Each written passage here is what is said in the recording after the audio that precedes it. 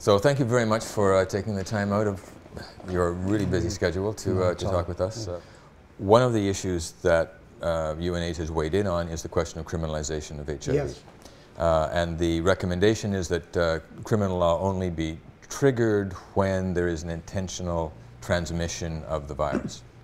Yet in Canada, we can be sent to jail for what's it called, aggravated sexual assault now, for simply failure to disclose.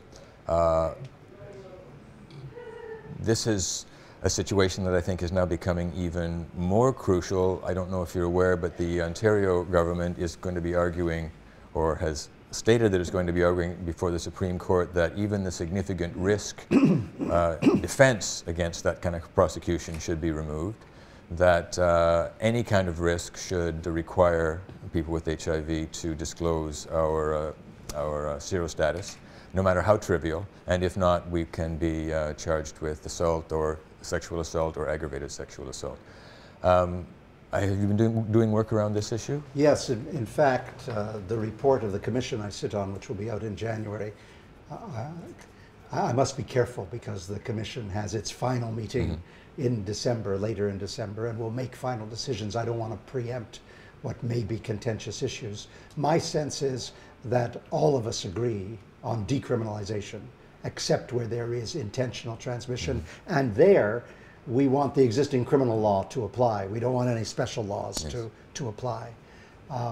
And it's so interesting what you say, because in jurisdictions like Holland and Norway and Switzerland and others, the levels of transmission when you're on antiretroviral treatment are so low as to pose either virtually no risk or a minimal risk, and cases are being thrown out on that basis. So for Canada suddenly to embrace that basis, again, goes against the currents in the world.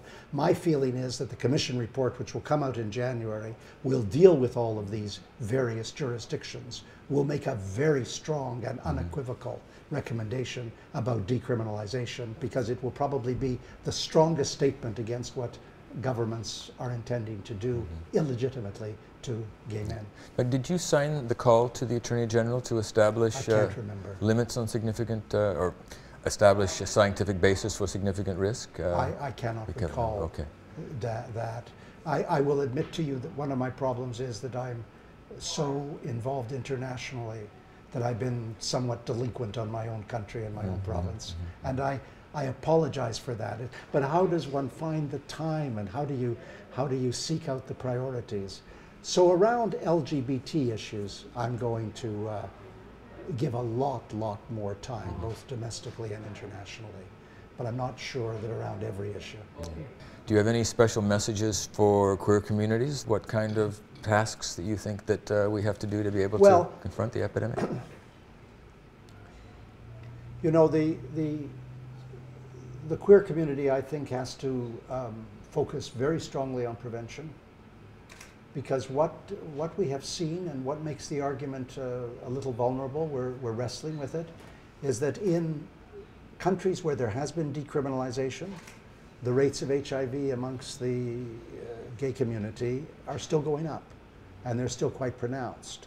So it's clear, as is true for the society generally, that simply to decriminalize law is only the first step. One has to make sure that the population is less prejudiced, and one also has to make sure that the prevention interventions that apply across the board are equally embraced by the queer community. And what is most important of all is to understand that the moment has come where the human rights engagement around the basic rights of gay men and women, the human rights engagement is so much more powerful now. This is the moment to turn things around. This is the moment to say to all the racists, because I don't know how else to describe it in the world, who go after the gay community. This is the time to say to them, it's over.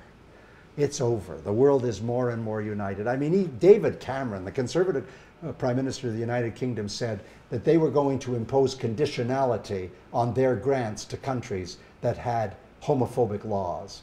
Now, I happen to think that that kind of conditionality is wrong, but it's come to that. I mean, where a conservative prime minister is prepared to say, if you have a homophobic law, we're not going to give you the foreign aid you thought you were going to get. There is a new feeling internationally. This is the moment to strike. The queer community should not feel, you know, that they're running for cover. They have allies. You say that you oppose that kind of conditionality.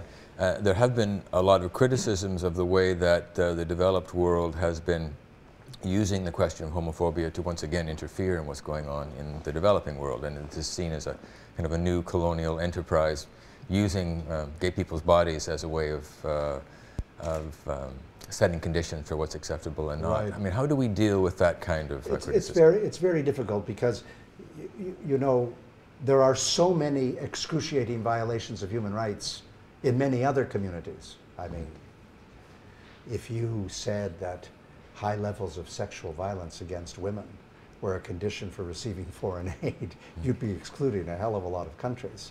So when you start these sort of individual segmenting of populations and setting conditions and making, you know, making assumptions, you're really harming it. But you're not harming it, I don't think, if you're promoting universal human rights. You're not harming it if you refuse to accept cultural relativism.